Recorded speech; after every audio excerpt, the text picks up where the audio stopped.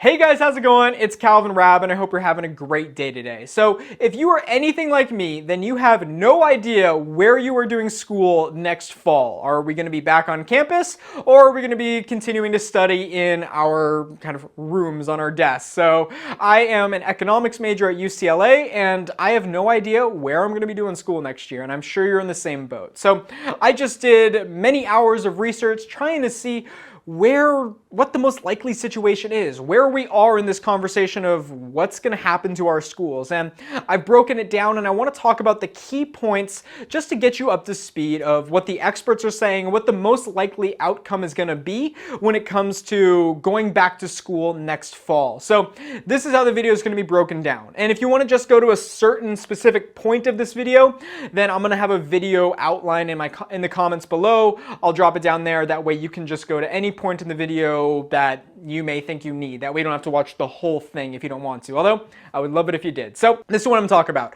Firstly, I'm going to go over what is the status right now. What are the experts saying? What's the most likely situation going to be? Then I'm going to talk about a very important topic of how school will look different, because it will not be the old normal. We will have a new normal in school, and school will certainly not be the same. And this could be a change that will last a while, unless we do find a vaccine for this virus. And then I'm going to go over what other countries are doing, because some countries have gone back to school, and I do think the US will look to them as inspiration and almost using them as guinea pigs of sorts to try to see, what works, what doesn't work, and what's the safest way to do it. And then I'll kind of round it out by saying my personal opinion, gathering all the data, what I think is the most likely cause or likely thing that the US is going to do based on the research that I have done. So by the end of this video, you will be all up to speed of all things fall term when it comes to going back to school. So if you could, I would love it if you would like this video, subscribe, and share it with your friends. But without any further ado, let's get into it. Alright, so to kick it off, I think we need to talk about what the status is right now of going back to school fall term. So the first thing to know is that there is no definitive answer. There is no yes, you're going back, or no, you're going back. No one knows what's going to happen. And I understand that can be a little stressful, a little concerning for many people, but it is important to know that right now there is no yes or no, and it will likely not be that clean of an answer when we do kind of realize what's going to happen. So in my research, I tried to find the highest level people that I could and see what they were saying about it. So, for instance, one thing that I think is important to know is coming from Robert Redfield, who is the director of the CDC. And he said the reopening of the schools is going to be contingent on two main things. It's going to be contact testing along with just testing availability. So as far as contact testing is going to be, that is just how easily they can track who the contagious people have been in contact with. This can be done in a number of different ways, which I'll talk about because China did it in a rather interesting way, and I'll get to that portion later in the video. But the key thing here is, can schools, if someone does found out to have the virus, how easily can they figure out who they were in contact with? So they're going to make sure that, and then of course testing availability. So if everyone can get tested, then it will make it a lot easier for schools to reopen. And I think this was something, or just kind of rumors that I heard, that is what's contingent on my school, UCLA, opening, whether or not everyone can get tested. Although there are other factors that do come to play as well. But just know that those two things are important. Another thing that you're going to want to check out that schools will have to abide by is the CDC released a pamphlet that discussed reopening. And it was kind of a general rule book of whether or not you can reopen. And you can just easily look up this pamphlet. I'll also leave a little link in the description below. And this is kind of an interesting thing that came out because it was the first real rules or actionable guidelines and steps that schools can measure themselves against whether or not they should open. So I think as time goes on, this will be kind of built upon and schools will be able to make a better decision, because if you read it right now, you can see it's pretty general. And then one important thing to know is that some schools have already opted to go online for fall. So Timothy White, who is the director of the California State University System, which is really important, at least for me, because a lot of my friends go to schools within the kind of Cal State system. I have a lot of friends at San Diego State and a lot of friends at Cal Poly and different schools like that. So they were affected by this, but they released a statement a little while ago, or I believe it was a week and a half almost ago, where they said that they will be remaining online. Now, Timothy White did say that there are some exceptions, meaning classes, essentially, of course I'm paraphrasing here, but he was saying that if a class can be held online, it should be. And if it can't, then they have to measure whether or not that class is imperative on completing the school's mission, was I believe kind of the way he sort of worded it. And if it is, then you can have in-class programs and then you can do it. But if it can be online, then it will be online. So that's a lot of classes, and especially they've had this test run. So if it works, then they are able to stay online. However, if it is absolutely necessary that you be in the classroom, I think of different engineering courses that are hands-on along with labs and different things like that where it can't be done online, then those can be in class. However, the majority of them will be online. But as far as the status goes, really what I kept seeing over and over and over was we're going to have to wait till fall. Wait until we see what the status is there. A lot of schools are being very hesitant about making decisions now, not knowing what's going to happen later in fall. And another thing that's important to know is that there's not going to be a clean-cut answer of, oh, everyone's online. It's looking like it's going to be on a kind of area by almost just not only by city, but by district itself, school systems. Because, some cities that are not as infected or coronavirus isn't that prevalent will be able to open much more easily than, say, somewhere in New York or somewhere with a lot of cases that makes it a little bit tougher. So it will be on a district and state basis. And for that, it's just important to pay attention locally or to your school and just keep in mind there, because it's obviously not going to be a one-size-fits-all. But when it comes down to it, I just keep saying over and over, wait till fall. We're not going to make any decisions yet. So that is kind of a holistic look at the status of it. And as you can see, it's a little still up in the air, but there's a lot of talk about, when we do go back, what will that look like? So I now want to talk about what school will look like when we go back. And I'm going to talk about a few key changes that are not completely, this is what's going to happen, but rather thrown around as ideas in what a few other countries have done as far as what's going to happen. So this is how school could look very, very different. The first big change that you could see is scattered school schedules. And the reason that this is a big deal is because obviously a big part of COVID-19 is the idea of social distancing and keeping your distance. And when a school is at full capacity, that oftentimes is not possible. If you're in school now, I'm sure you can imagine the bell gets out, everyone leaves, those hallways are pretty narrow, everyone's right next to each other. You're lucky if you get 6 inches, let alone 6 feet. So by staggering the school schedule, this can be done in different ways, and it also helps with social distancing. That's kind of the idea behind it. So the way that they would do this is maybe they have something like a first session, a second session, or maybe split up to 1, 2, 3, 4 sessions in a day. So different people are going at different times. Maybe some people start at 9, others start at 1 or noon or something like that. Or they may scatter it by days. So maybe someone is Monday, Wednesday, while someone else is Tuesday, Thursday, or something like that, and they just split it up and stagger it in that way.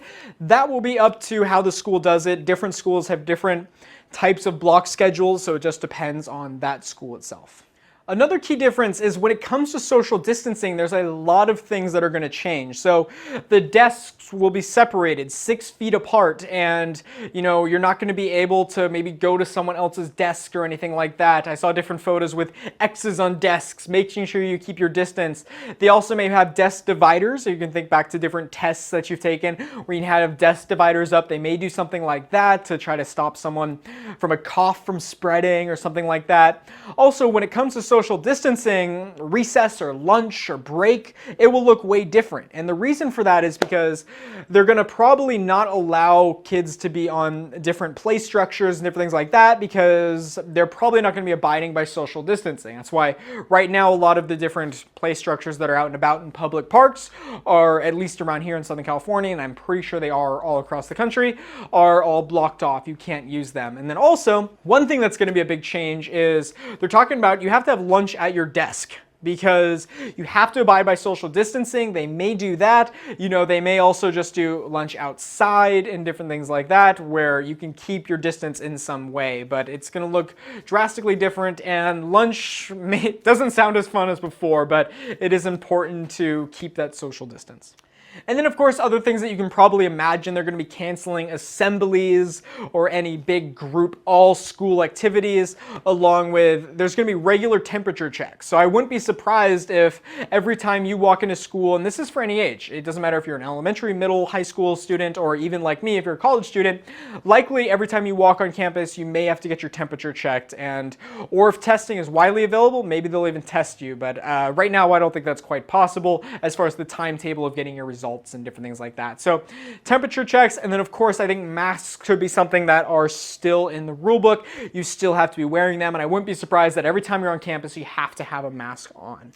So now I want to go into what other countries are doing, because the US is going to look at that and say, okay, what is working, what isn't working, what can we do, and they will most likely take the inspiration from that. So the big country that a lot of people are paying attention to as they are trying to bring their schools back to normal a little bit is going to be China. China has already started to bring people back to school, and at least for advancement, or at least for exams and different things like that, they are focusing on that. So China's done a few things, a lot of what I just talked about. So there are a lot of very important social distancing, different things like that. There are a lot of temperature checks, I believe, when you walk into the school. Different schools are doing it differently, but one key thing that I think is important to talk about, and I'm not too sure exactly how it works, but I do think the US will have to adapt some variation of this. And this goes back to that contact tracing idea of seeing who has it, are you in contact with anyone that doesn't, and what they have is, I believe it is on their smartphone, and it's some application that they have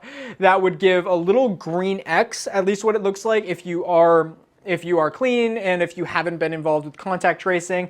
And I do think they are kind of tracking the phones to see who you are in contact with, because they'll be able to know who is infected, who isn't affected, and this even increases as more tests are available. So you just kind of have to use your phone as a rite of passage to show, okay, I don't have the virus and I am able to go in, and they're using that as kind of a tracking system. So as you can see, this has been brought up as ideas for the US, and as you can imagine, it was kind of disputed a little bit, and you can see it does look a little Big Brother-like from some people's eyes. I don't want to necessarily get into the nitty-gritty of that, but it is important to know that is what China is doing, and the US will have to have some variation of contact tracing, because that is what Redfield did say, that is very contingent. If that is an availability, that is something that they're going to want to have in order to open up a school.